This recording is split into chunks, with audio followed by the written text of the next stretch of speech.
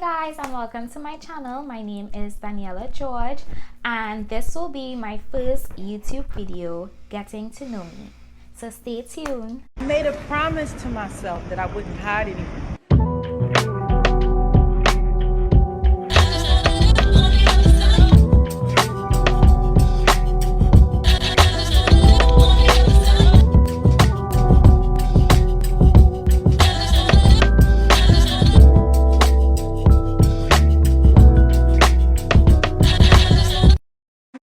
So I am from the beautiful twin island of Trinidad and Tobago. I recently migrated from Trinidad to Miami, Florida. I have been a primary school teacher for the past 4 years, and I recently resigned my job when I had to migrate here. So you recently migrated? The transition, to be honest, was smooth sailing and a bit challenging at the same time. I would say smooth sailing because I had like support, so it wasn't like me all by myself. Culture shock? Yes, it was, because it's Miami, Florida. When I came here, you can just imagine how many Spanish people is located in Miami, Florida. And where I live in Miami, Florida is walking distance from. So I'm surrounded by a lot of Hispanic people. People normally take me for a Dominican because of my skin complexion. And, so they try to have conversations with me in Spanish. I understand them to an extent, but I can't have a conversation with them because I don't know how to speak Spanish. My biggest challenge so far is having to be independent and learning to do things by myself. Back home, I would have depended on my parents.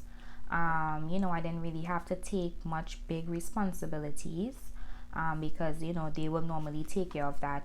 Here, however, they are not here with me. I have to learn to do things all by myself.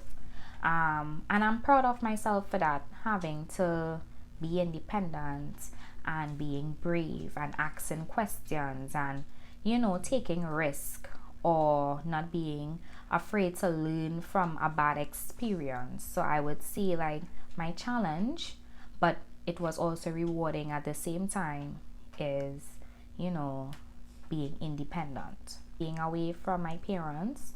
Many of you who know me know I am a family oriented person. I am very close to my parents. Whenever you see my mother in Penal, I am right next to her. We do our nails together, our hair together. We go to church every Sunday together. We are always together. And my biggest challenge was learning to be without them for so long. It was really tough for me.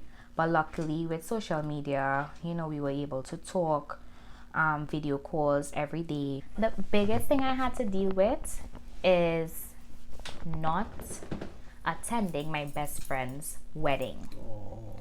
I cried, like literally I cried. Like I couldn't attend her wedding for personal reasons, and it was really sad for me because I couldn't, she wasn't able to do like Zoom platform where I could have been there virtually.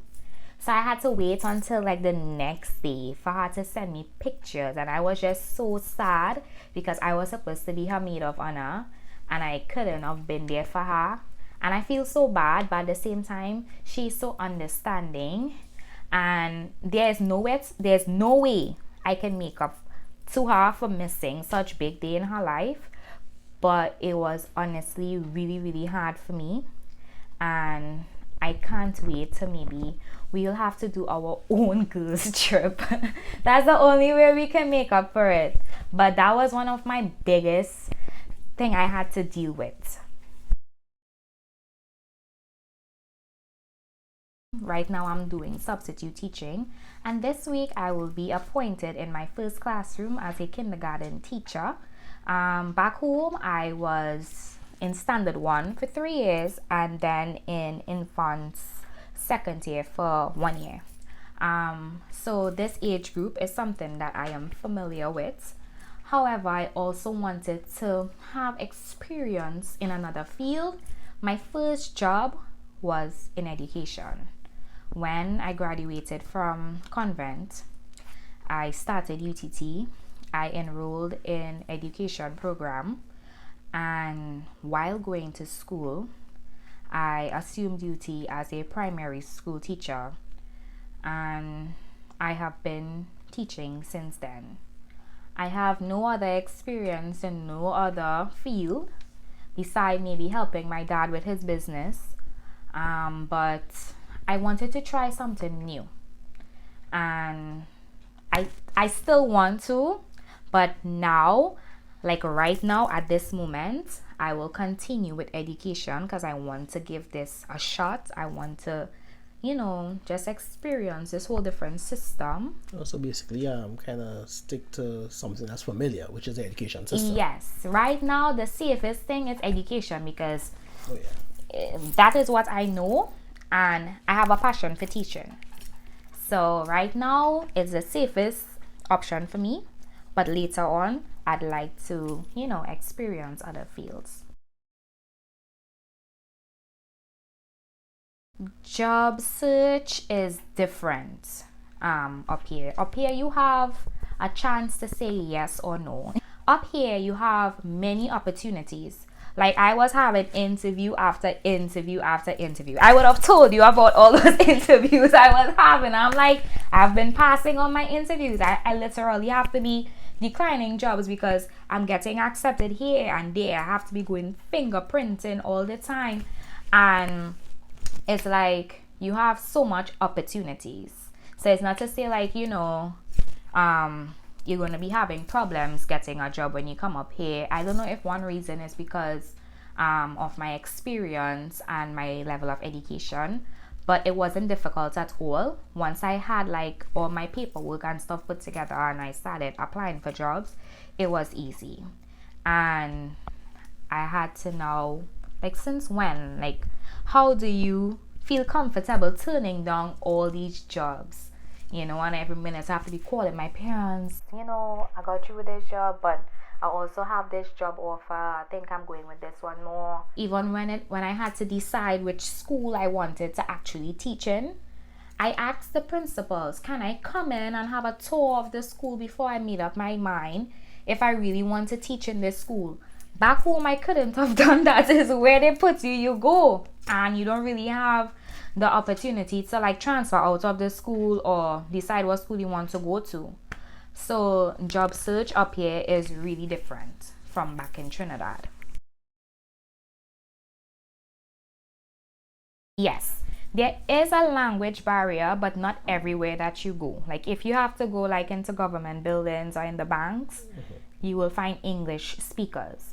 But like the stores, like in actual retail stores, you will find a lot of Spanish speaking people because Miami is predominantly Hispanic, Latino people, South American people. So there is a language barrier. However, I try my best to understand them. So the cleaning lady in our apartment, we have a full conversation. I am speaking in English and she's speaking in Spanish, and she understands what I'm saying, and I understand what she's saying because of gestures. And sometimes vocabulary sound the same, but to be honest, there is a language barrier, but you can still get around it. Okay.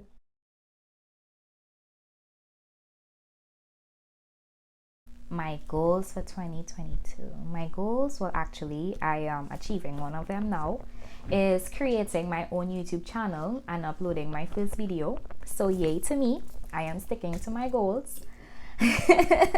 My second goal is traveling and getting to see and discover new places, whether it be taking a plane or going on a road trip. But I like to go new places. Not being afraid to take risks.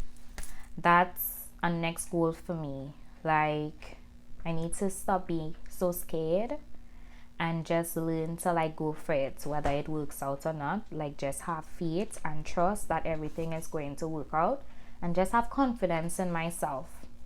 So that's another goal for 2022. Thus far I've been to Punta Cana. It's so lovely, guys. I'm going to show you guys some clips.